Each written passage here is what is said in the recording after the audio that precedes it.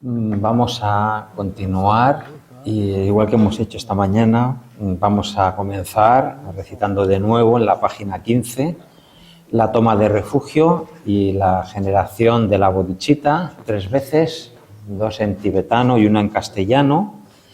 Y como dice en esta plegaria, ¿no?, en el Buda, en el Dharma y en la asamblea sublime, tomo refugio hasta el despertar.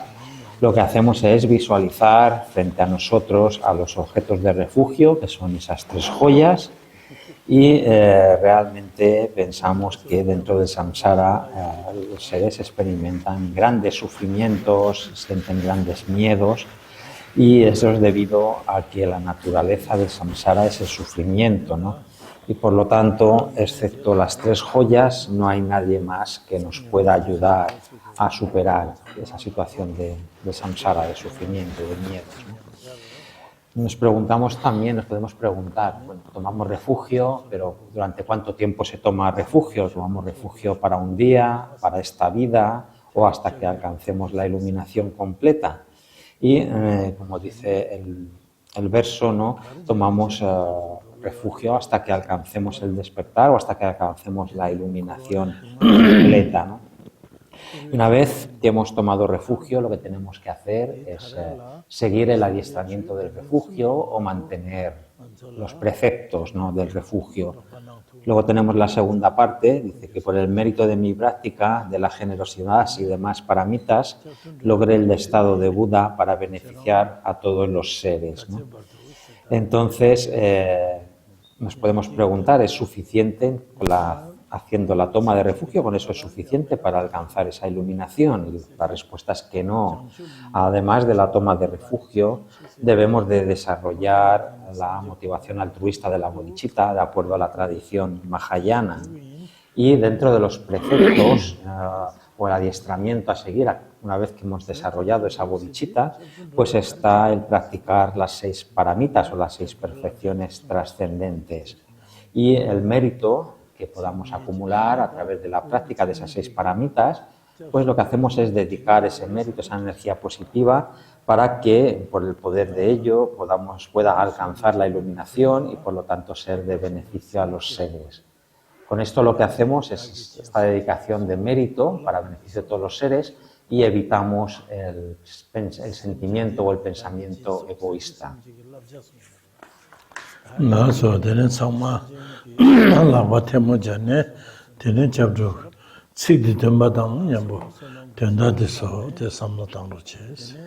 vamos a recitarlo juntos, contando las manos a la altura del corazón, y al mismo tiempo que vamos recitando, vamos pensando, reflexionando en el sentido de lo que estamos recitando.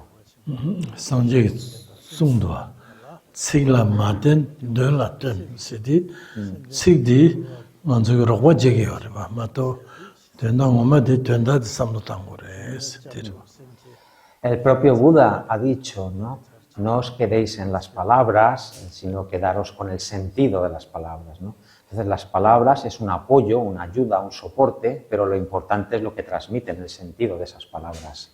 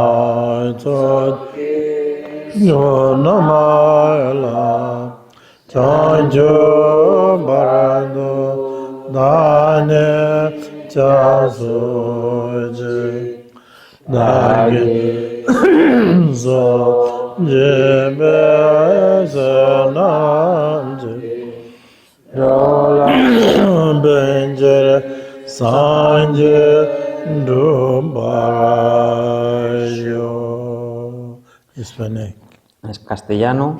En el Buda, en el Dharma y en la asamblea sublime Tomo refugio hasta el despertar, que por el mérito de mi práctica de la generosidad y demás paramitas logre el estado de Buda para beneficiar a todos los seres.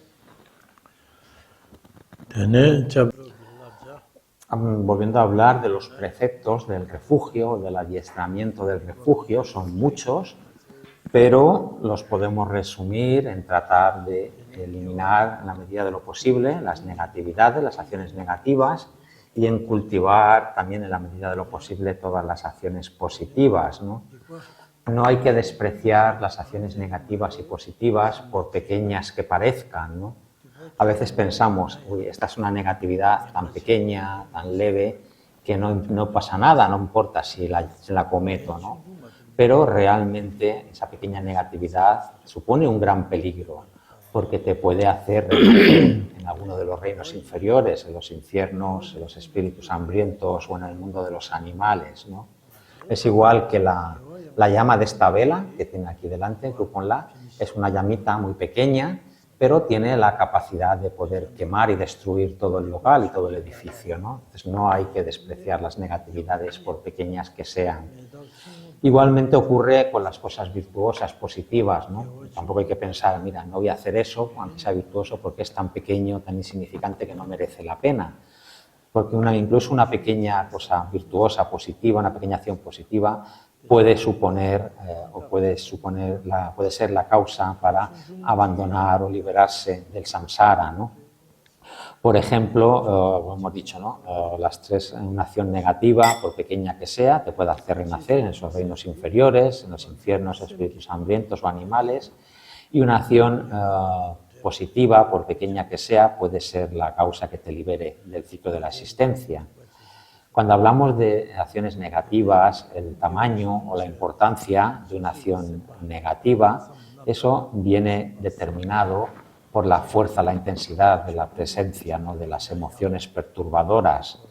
Igualmente, el tamaño, la intensidad, la fuerza de una acción positiva viene determinado por la intención, el buen corazón o el buen estado mental que uno ha generado, ¿no?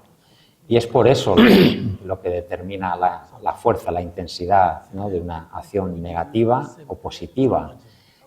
Todo vemos que se genera o depende de la mente, ¿no? Por eso es por lo que decimos que una acción negativa, pequeñita, pero hecha bajo la influencia de una emoción perturbadora muy fuerte, tiene la capacidad de hacerte renacer en esos reinos inferiores. Y una acción positiva, pequeña, insignificante que parece, hecha con esa buena motivación y ese buen corazón, puede ser la causa para liberarte del samsara, ¿no? Todo depende de la mente, ¿no? Y tenemos el ejemplo, la historia, las enseñanzas de un niño que se acercó al Buda y con toda su buena intención lo que hizo fue ofrecerle un puñado de arena, de tierra, ¿no? Pero lo hizo con toda su pureza, ¿no?, en toda su buena intención, ¿no? Y se dice que como resultado de ese ofrecimiento, ese niño se llegó a convertir en un monarca universal, en un Chakravarti. Dene ta kunju sumla chapsu rotsane ontogi semnola dene chaprugi labjadi dikwa pangore da gewatu gore sejik semnola taba dengu tu dire da kechish. Otro ejemplo que se me había pasado, que ha citado Druponla, de la importancia, ¿no?, de no despreciar las cosas positivas por pequeñas que sean. Ha citado un texto de las enseñanzas que te dice una pequeña chispa, por insignificante que parece, puede destruir todo, como el ejemplo que ha puesto. Y una gota de agua, un goteo continuo, por pequeño que parezca una gota de agua, con el paso del tiempo tiene la capacidad de llenar un gran recipiente, ¿no? Una vez que hemos tomado refugio, como hemos visto, los preceptos consisten en abandonar las negatividades y cultivar las cosas positivas, ¿no? Entonces, es algo importante que lo tengamos en mente, que lo recordemos.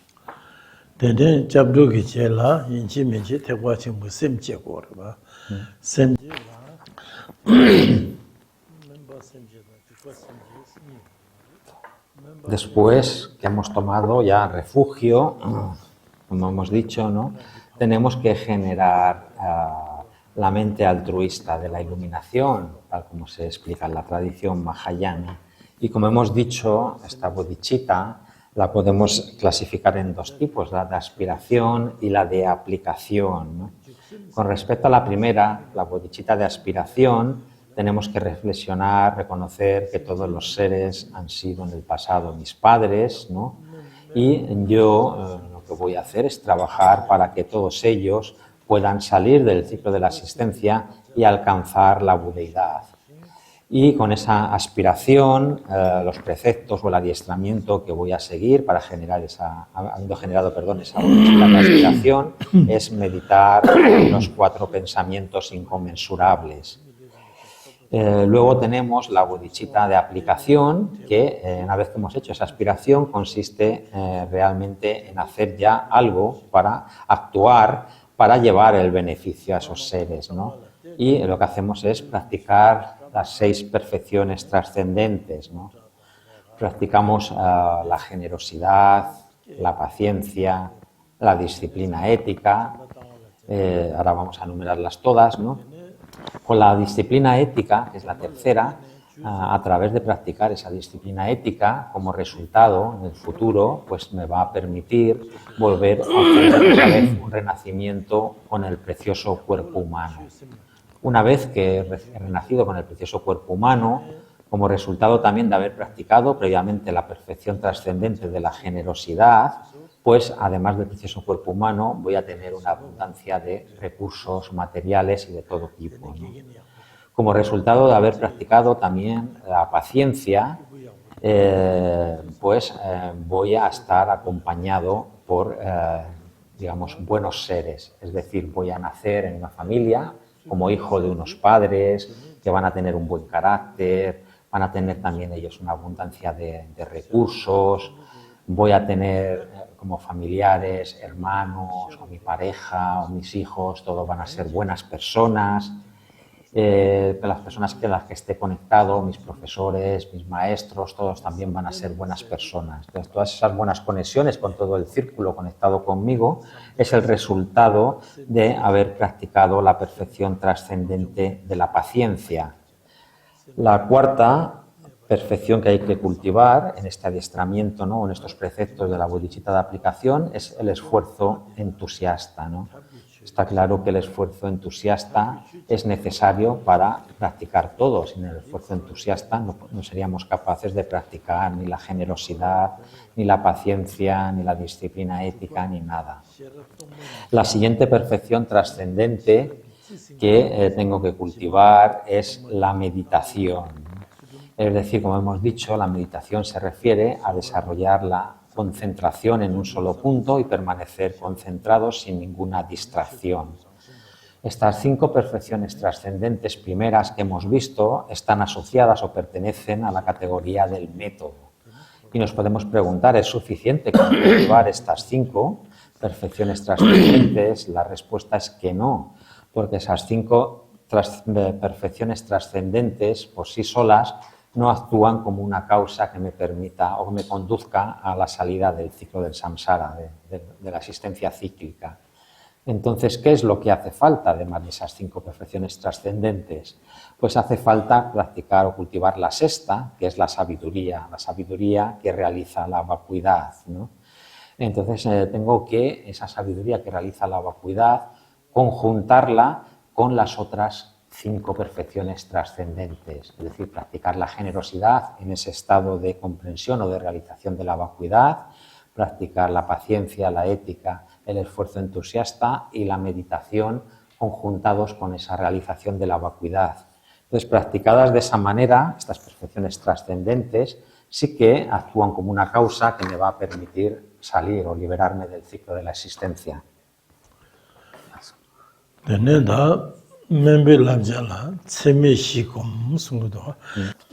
Hablando, ¿no?, de los preceptos o del adiestramiento conectado con la bodhicitta de aspiración, lo que tenemos que hacer es cultivar o practicar, meditar en los 4 pensamientos inconmensurables.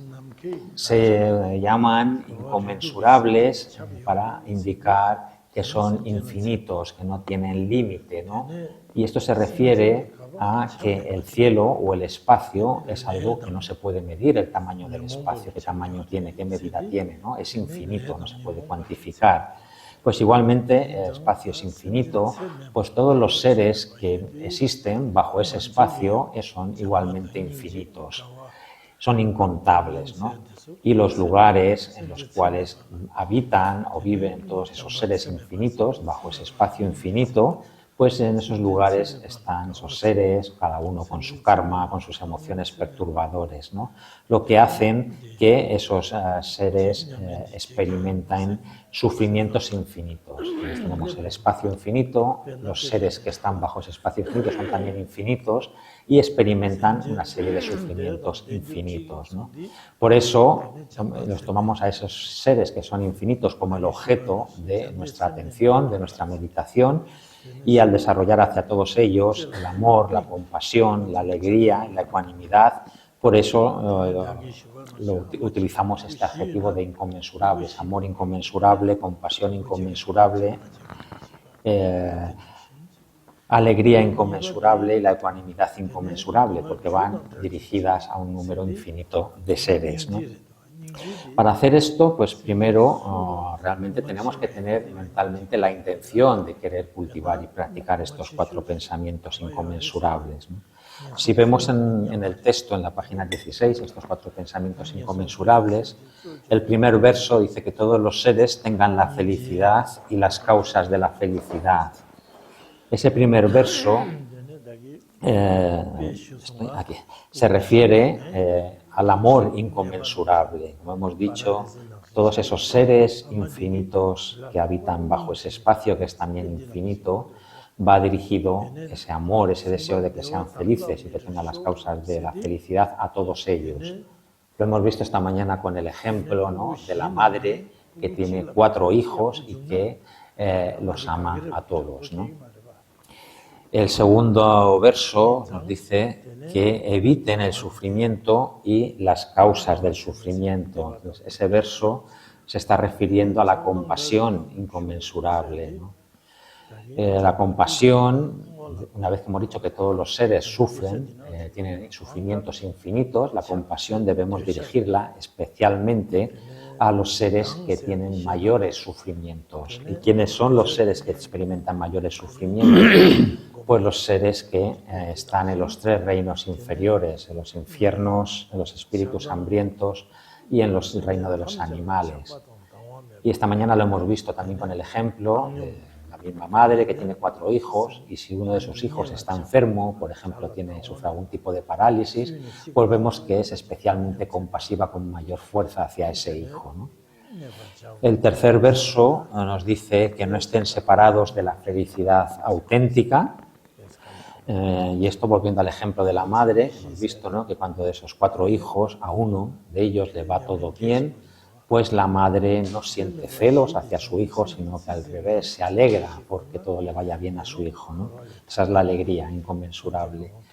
Y el cuarto, que permanezcan en ecuanimidad, libres de apego y aversión.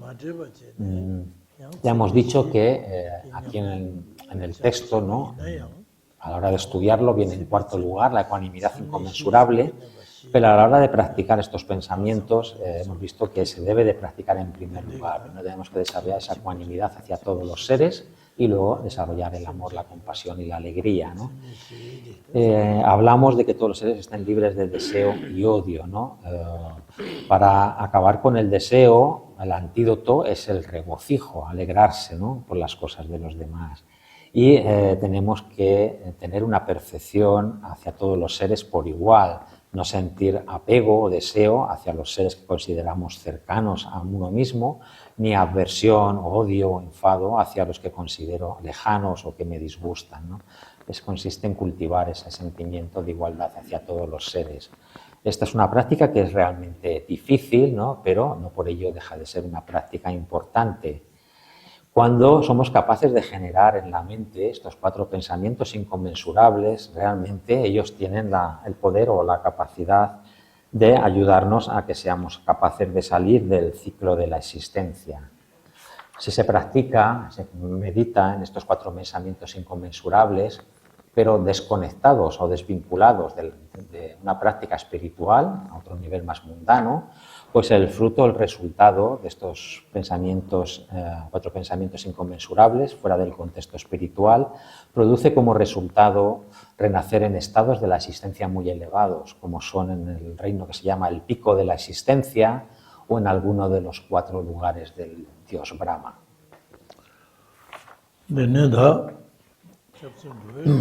Para desarrollar, ¿no?, llevar a cabo esta toma de refugio, lo que hacemos es visualizar frente a nosotros mismos el campo de mérito, ¿no? O también llamamos el árbol del refugio, ¿no? Visualizamos a todos los budas, a todos los bodhisattvas, a todos los objetos de refugio, por aquí, como dispuestos como en cúmulos, en nubes, unos alrededor de otros, ¿no? Y enfrente de mí mismo. Y tenemos que generar la confianza, el convencimiento de que realmente todos esos objetos de refugio están presentes ahí, frente a mí. Y cuando se tiene ese convencimiento, hace que realmente todos esos objetos de refugio estén ahí presentes. Esto ha sido dicho por el mismo Buda, ¿no? El Buda ha dicho: para todos los seres que tienen fe y confianza en mí, yo siempre estoy presente ante ellos. También, una vez que hemos hecho esta toma de refugio, visualizando de esta manera, generamos la mente altruista de la iluminación, la bodhicitta, y después hemos visto los 4 pensamientos inconmensurables. En algunos textos, en algunas prácticas, aquí, en vez de los 4 pensamientos inconmensurables, o además de ellos, se incluye en algunos textos la práctica del ofrecimiento de las 7 ramas, la plegaria de las 7 ramas, ¿no?, que es una plegaria que se realiza, que se medita en ella, con la finalidad de acumular mérito. Da chapsun doe kabla nga soki semji yala mikpa chiyarwa. Da di chemeshi kabla lakwa temen jargu midu tene rangi lotima doore doki semjana dogoorwa. Durante la toma de refugio, que aquí la tenemos conjunta con la bodhicitta, dirigimos nuestra mente, nuestra atención a esos objetos de refugio, y por eso esta parte la hacemos con las manos juntas a la altura del corazón, hasta muy dirigida a esos seres excelsos que son los objetos de refugio. Durante la meditación, en los 4 pensamientos inconmensurables, va dirigida a todos los seres, y por eso en este caso ya no hace falta tener las manos juntas a la altura del corazón, las tenemos reposando, ¿no?, sobre las piernas.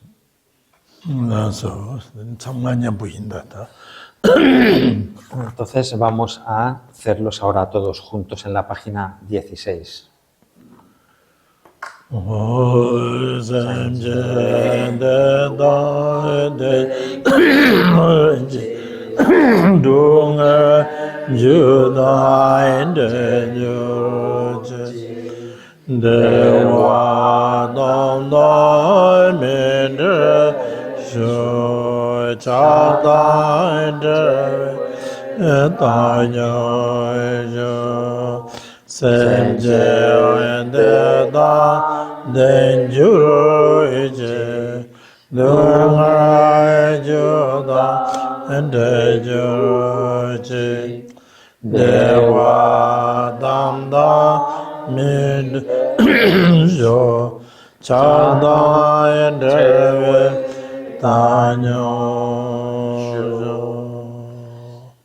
Que los seres obtengan la felicidad, las causas de la felicidad, que eviten el sufrimiento y las causas del sufrimiento, que no estén separados de la felicidad auténtica, que permanezcan en ecuanimidad, libres de apego y aversión. Teneda chapsudo tebachimu semji chama chane tama jabyulgal hatso tamji ödüşüne rangla timgo gorba. Di timdi tene jabyul hatsogi rangi lyunga yisumgi digri tamji dagbar jesong san dejo. Después de haber terminado, ahora lo que tenemos que hacer a continuación es disolver ese campo de mérito o ese árbol del refugio, ¿no? Lo que hacemos es visualizar que todos esos objetos de refugio que están frente a mí, todos se funden en luz y esa luz se absorbe en mí mismo. Al fundirse esa luz en mí, pienso que todos los velos y las negatividades que he acumulado a través de mi cuerpo, mi palabra y mi mente han quedado completamente purificadas. Tene dice na tene kunjo usum chabdo ki soshin wedu shine rangla timne tene rangil yunga yesum dang chewil hazogi kusungtu tene chula pa na sen jur song samne yang mayeng ba je tene demba ye ba jen dingang la tene des kom jab ko yores namjen.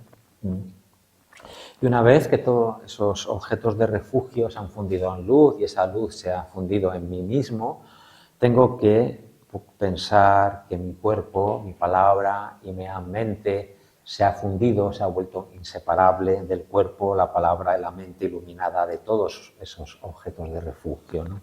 Es como agua mezclada con agua que ya no se puede diferenciar ni separar, ¿no?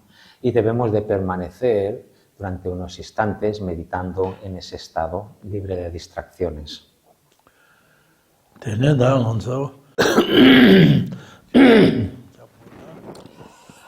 Para una sesión de meditación, de acuerdo al Mahamudra, ¿no?, es necesario también incluir en esta sesión la práctica del Guru Yoga, ¿no? Entonces, en la práctica del Guru Yoga comenzamos purificando todos nuestros constituyentes, los agregados, los constituyentes, las fuentes de la percepción, etcétera, todo lo que es los aspectos psicofísicos de los que estamos formados. Entonces, lo que hacemos es purificarlos disolviéndolos en la vacuidad.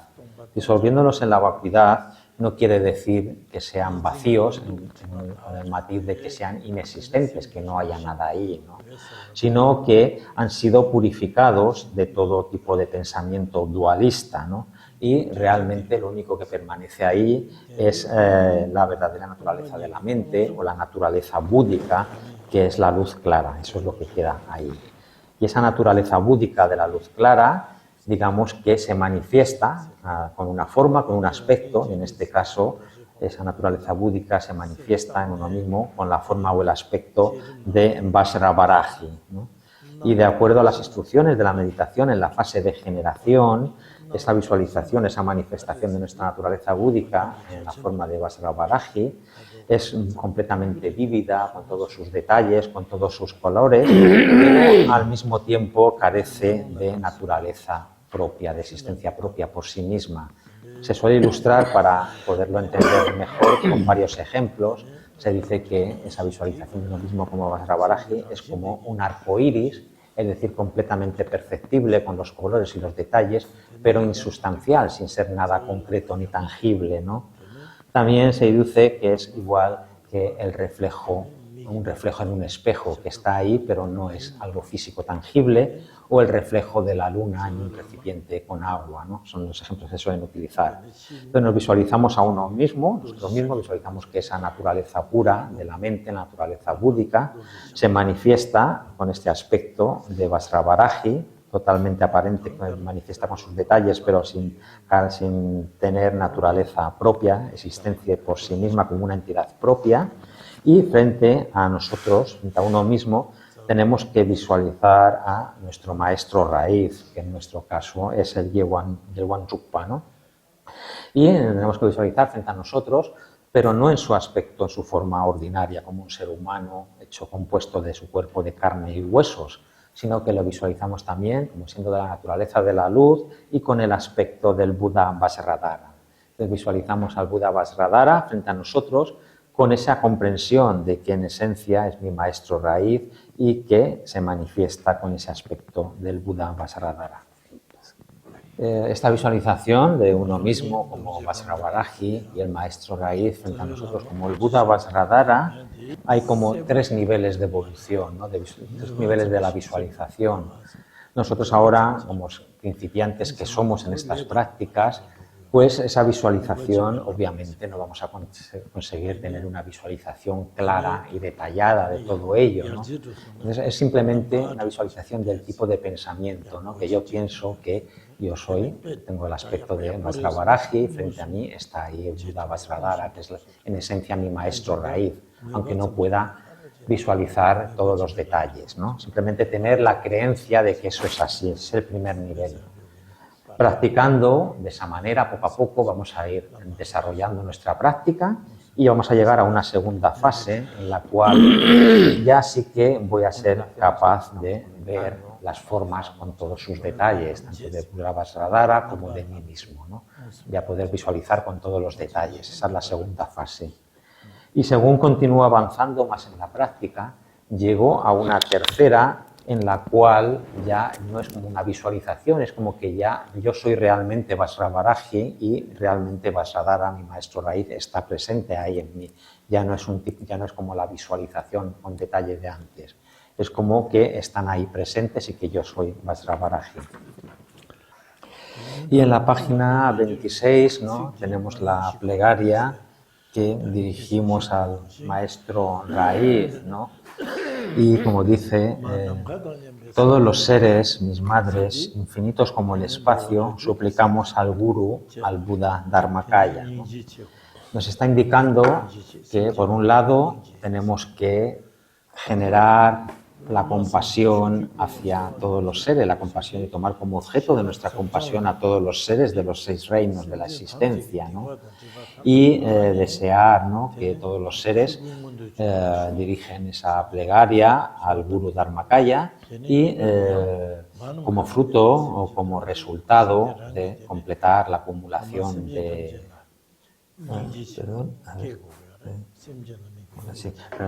del Guru Dharmakaya.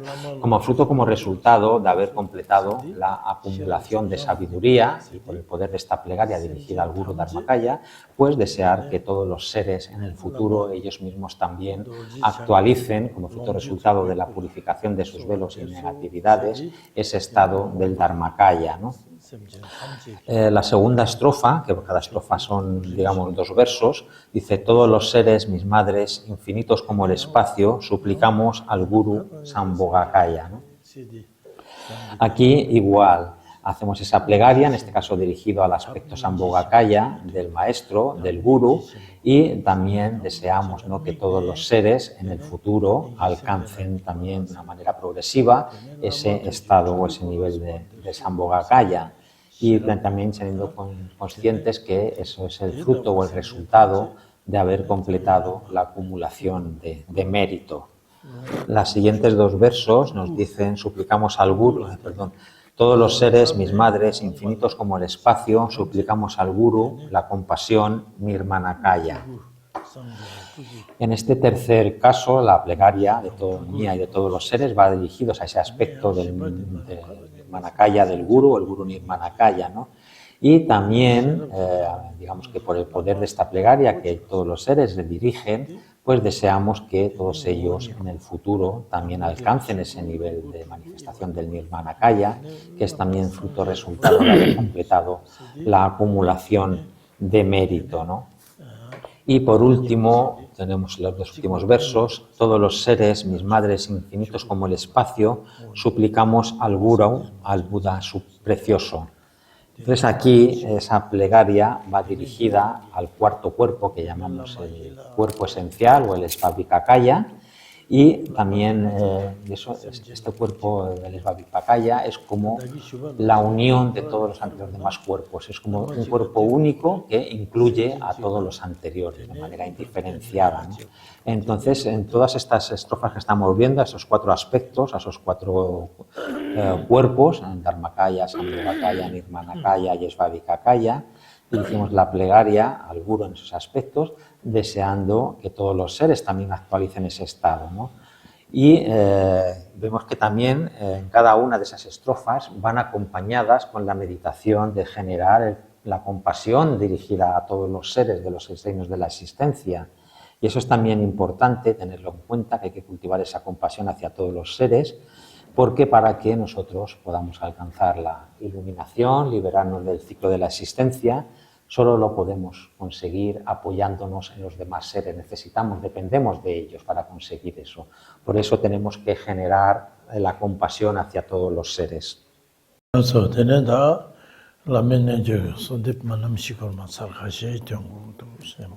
Entonces ahora vamos a recitar juntos unas cuantas veces esta plegaria conectada con la práctica del Guru Yoga. Manam gada nyambe sanjana lama sanje chuji gola sawande manam gada nyambe sanjana lama loje zobe gola sawande manam gada nyambe sanjana lama tuje tube gola sawande Manam kada nyambe sanjen lama sanje rimbo jala surwan devs Manam kada nyambe sanjen lama sanje chuji gula surwan devs Manam kada nyambe sanjen lama loje zobe gula surwan devs Manam kada nyambe sanjen tuje tube gula surwan devs Manam gada nyambe semjen damje lama san rimbo jala sowa depso Manam gada nyambe semjen damje lama sanje jeje gula sowa depso Manam gada Lama lonje zobe gula sowa depso Manam gada nyambe semjen damje lama tube gula sowa depso Manam gada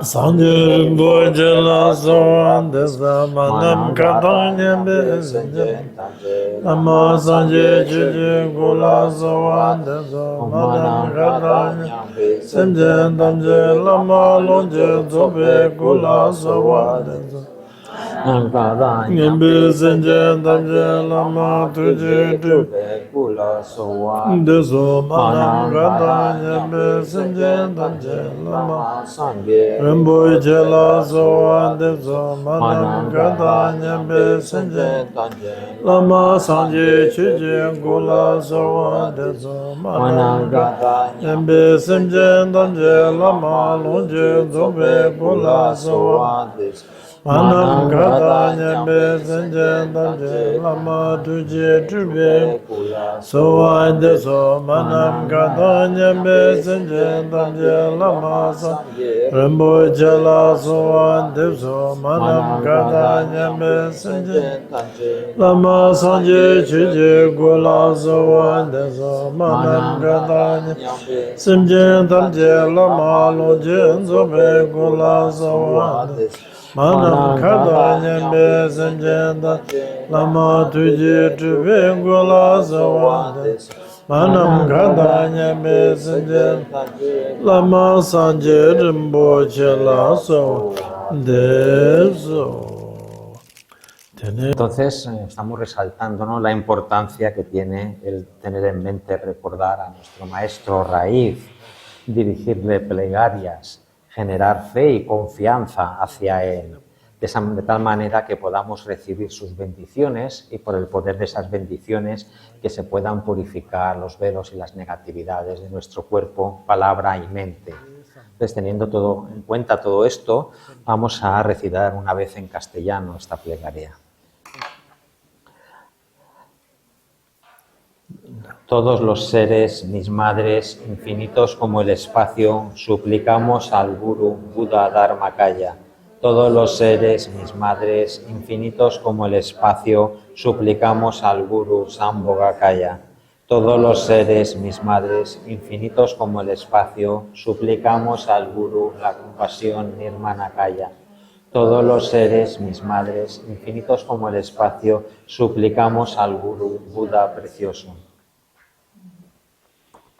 Tene sowa tabne, tene chunga chagala mala sowa mambu tabaraba. Sowa mambu tabchang, tene lama tuk ngene, tene lama ke, lama tanda komish. Ahora, después de haber dirigido estas plegarias que hemos recitado muchas veces al maestro raíz, pensamos que ese maestro raíz que está frente a mí se siente muy contento, alegre conmigo, y se empieza a fundir en luz, ¿no? Se empieza a fundir en luz, se funde en luz, que se va concentrando hasta finalmente que queda como un huevo, tamaño de un huevo con esa forma de luz, ¿no?, luminoso, ¿no? Y ese huevo de luz luminoso viene hasta mi coronilla y a través de mi coronilla entra y se disuelve dentro de mí. A través de que se ha disuelto esa luz dentro de mí, a través de mi coronilla, pienso que he recibido todas las bendiciones del cuerpo, la palabra, la mente y la sabiduría del maestro raíz. Y todo eso ha entrado y se ha fundido en mi propio cuerpo, palabra y mente, ¿no? Por lo tanto, a través de este proceso se han purificado todos mis velos y las negatividades de mi propio cuerpo, mi palabra y mi mente, y he conseguido que mi cuerpo, palabra y mente se vuelvan inseparables del cuerpo, la palabra y la mente iluminada del Guru Raíz, ¿no? Es como agua que se ha vertido, mezclado con agua, y ya se vuelven inseparables, ¿no? Después de esto, y tal como hemos explicado antes, con la meditación al inicio de la fase de generación, de la autogeneración, ahora permanecemos meditando unos instantes en esa idea o en el concepto de la vacuidad, ¿no? En esa realización de la vacuidad. Permanecemos meditando en la vacuidad y en ese estado también sin ningún tipo de distracción. Vamos a hacer ahora esta meditación.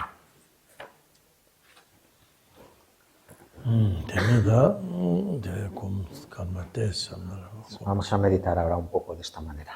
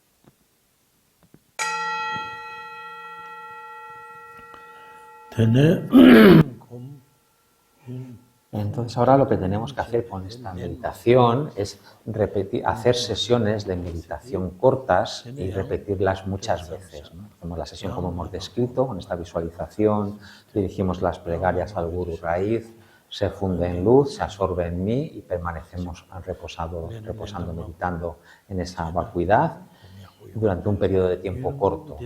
Entonces paramos la meditación y si tenemos que hacer cosas las hacemos y vamos repitiendo muchas sesiones y de corta duración.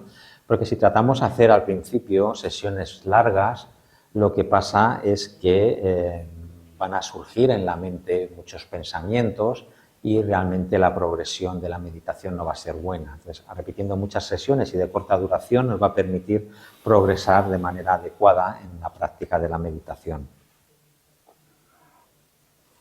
Teneda chaje shimbo chi dinala tambo lu ki kom sedi lu namnang chudun sanje number nang zakande shugeba dinang sing chene manjogi lu namnang chudun de lu ki kom redwa tambo de.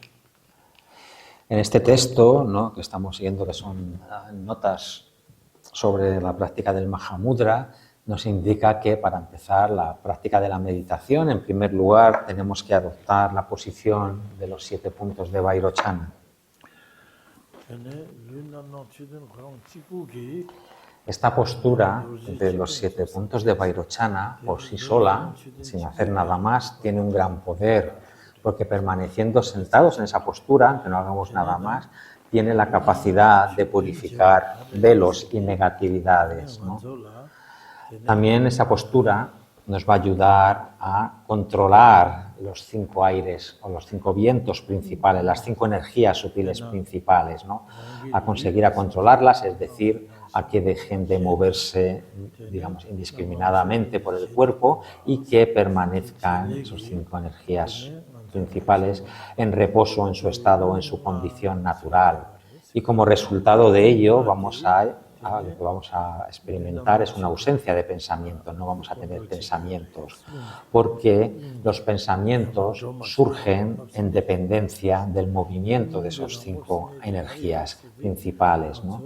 Por lo tanto, si adoptamos esta postura de los 7 puntos de Vairochana, como hemos dicho, estas energías no se van a mover, van a estar en reposo en su condición natural, ¿no? Y aparte, sentándonos en esta postura, también creamos una conexión auspiciosa para que en el futuro podamos alcanzar, cuando alcancemos la iluminación, lo alcancemos ese estado iluminado, igual que el Buda Vairochana, ¿no? Entonces es importante tener el cuerpo, la espalda recta, porque como hemos dicho, cuando la espalda está recta, los canales de las energías están rectos y esas energías, esos aires, pueden reposar en su estado, en su condición natural y como resultado de ello no tenemos pensamientos, ¿no?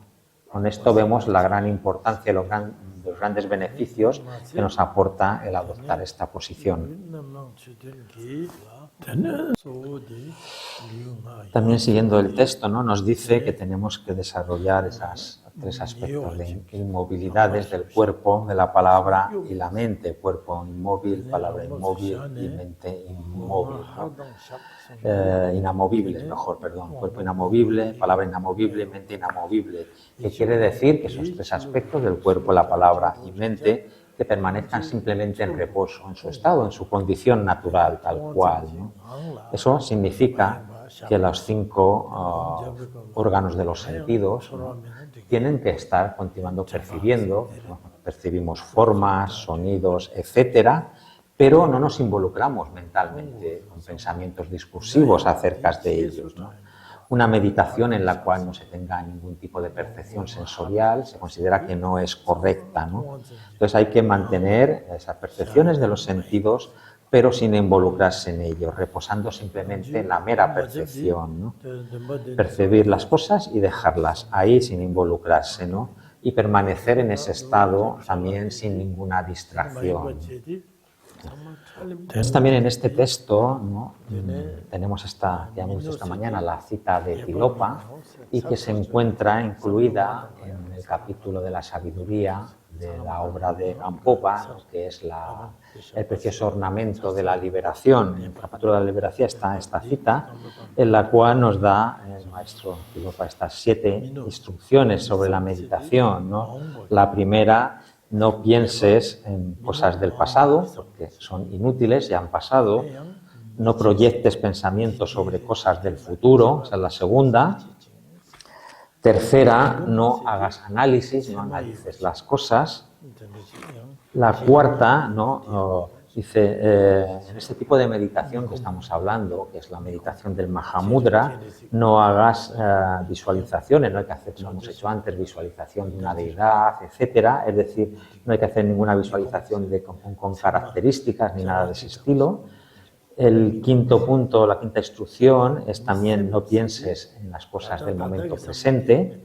Y la sexta, dice simplemente, cuando no tienes nada de esos pensamientos que hemos descrito, simplemente lo que hay que hacer es dejar que la mente repose en su estado, su condición natural, cuando no hay ningún tipo de pensamientos de los que hemos dicho anteriormente, ¿no? Entonces, dice aquí el texto, este es el camino que han recorrido todos los Budas.